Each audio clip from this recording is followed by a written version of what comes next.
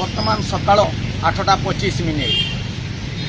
सरकार नियम अनुजाई जो सकालिया ऑफिस होठी चले 5T नियम ये जो 5T नियम जो टाइम एंड ट्रांसपेरेंसी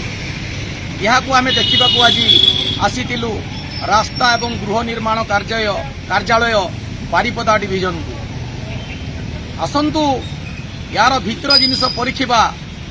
जे वर्तमान भितर केते स्टाफ मौजूद रही ठीक कथा कहते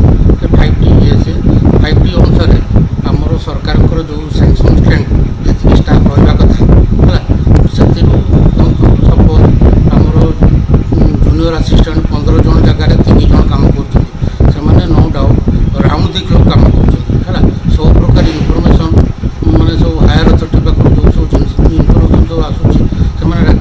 राति दिन लगिक सब इनफर्मेशन दूसरी तेणु मैनुआल पावरटा बहुत अधिका बढ़ी जाऊँगी तेणु से जो ये जाते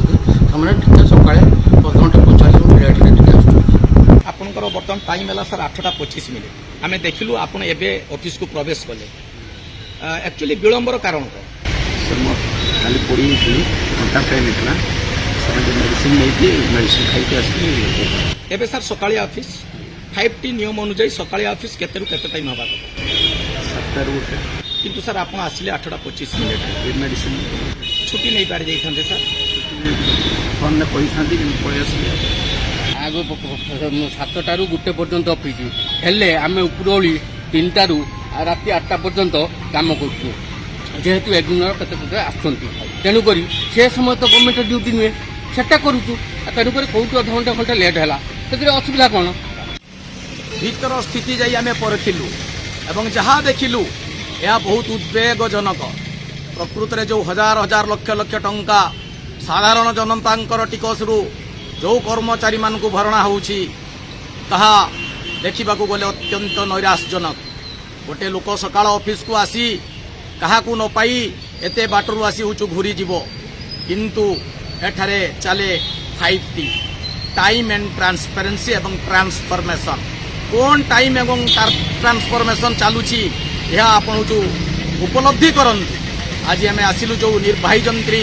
रास्ता एवं गृह निर्माण देखिलु ऑफिस रे कहीं नहीं समय 8:30 पारेला पचारे बाबू माने कहती आमर